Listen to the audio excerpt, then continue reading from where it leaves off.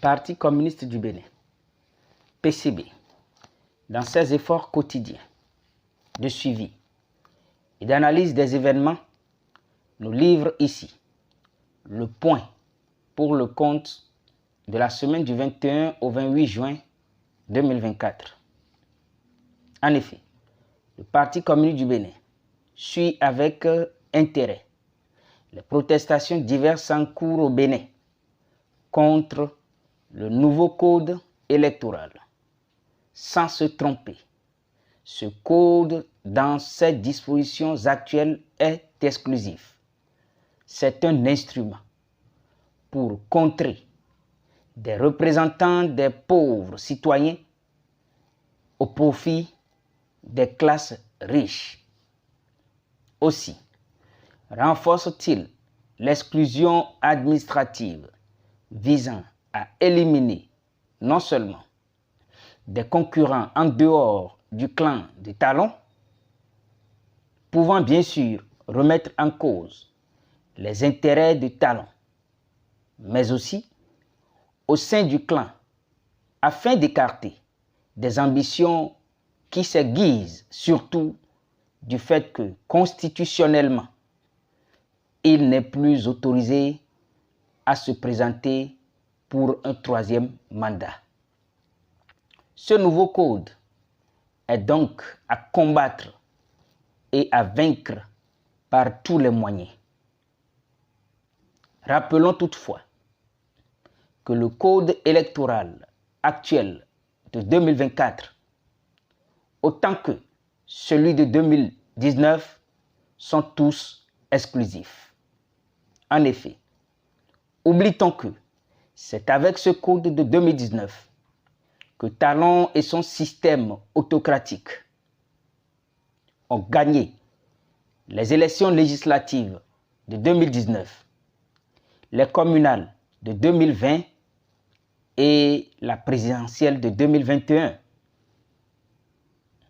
Peut-on oublier que c'est sous les critères des 10% de ce code de 2019 que l'on a par exemple éliminé des élus communaux du PRD à Porto Novo aux élections communales de 2020. C'est pour cela qu'au Parti communiste, nous appelons à un sursaut contre tout le système autocratique avec toutes ces lois chrysogènes sans exception.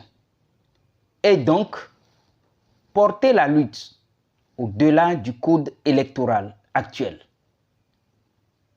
Toujours à propos du Bénin, le Parti communiste a suivi avec attention le voyage effectué au Niger par deux anciens dirigeants du pays, à savoir le président Nicéphore Dieudonné Soglo et le président Boni Yayi.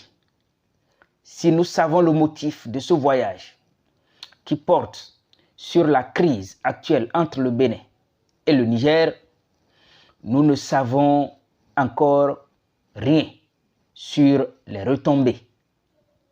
Nous tenons à rappeler, à propos toujours de ce même sujet de conflit entre le Bénin et le Niger, que suite à la libération des techniciens nigériens arrêtés sur le site terminal pétrolier du Niger à Semepodi, jugé par la CRIET, le Front patriotique a, dans une déclaration en date du 18 juin 2024, proposé la mise sur pied d'une commission mixte paritaire entre nos deux pays, le Bénin et le Niger, pour vérifier la présence ou non des troupes étrangères sur les sites indexés par les autorités nigériennes, pour définitivement éloigner tout soupçon et toute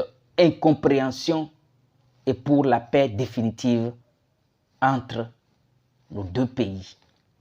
Le Parti communiste du Bénin suit aussi avec intérêt le tollé général que suscite la destruction du marché d'Antokpa, il apporte son soutien à toutes les voix qui s'élèvent, notamment celle de la Fédération des mouvements des femmes qui dénonce ce qui se passe. Des ananas produits au Bénin sont interdits de vente et de consommation en France du fait qu'ils aient été identifiés comme contenant des pesticides. C'est du moins l'alerte donnée par le site du gouvernement français dédié au suivi des produits de consommation depuis le 20 juin 2024.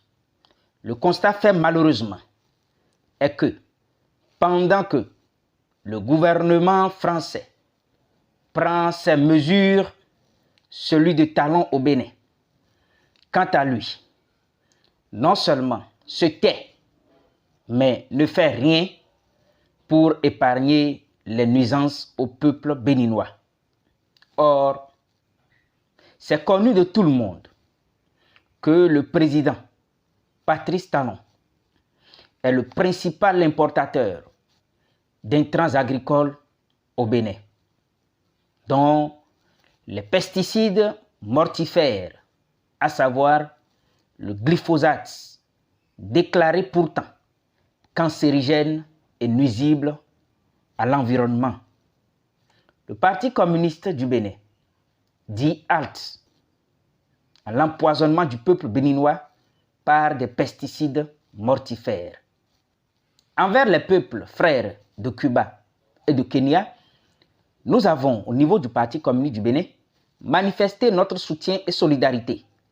En effet, le 25 juin 2024, nous avons fait une déclaration à travers laquelle nous appelons à mettre fin au harcèlement de Cuba par les USA qui inclut à nouveau ce pays de l'Amérique latine sur la liste noire des pays qui promeuvent la traite des êtres humains. Ensuite, nous avons fait une deuxième déclaration à propos du soulèvement populaire en cours au Kenya. Nous y avons manifesté notre solidarité au peuple et à la jeunesse du Kenya et aux camarades du Parti communiste de Kenya. Nous avons suivi avec beaucoup d'intérêt une opinion personnelle de Kassa Mampo Nanyini, à travers laquelle il manifeste sa reconnaissance du leadership de Philippe Toyou Nudjanoumé, premier secrétaire du Parti communiste du Bénin, PCB, et président de l'Alliance pour la patrie, APP. Un leadership marqué par la capacité de ce grand leader à assumer un pouvoir capable de défendre la classe ouvrière et les travailleurs en général. Ainsi se présentent les grands faits suivis et analysés pour vous par le Parti communiste du Bénin, PCB, pour le compte de cette semaine du 21 au 28 juin 2024. Nous vous remercions et vous donnons rendez-vous la semaine prochaine pour une nouvelle série des événements de la semaine. Cotonou, le 28 juin 2024, le Parti communiste du Bénin.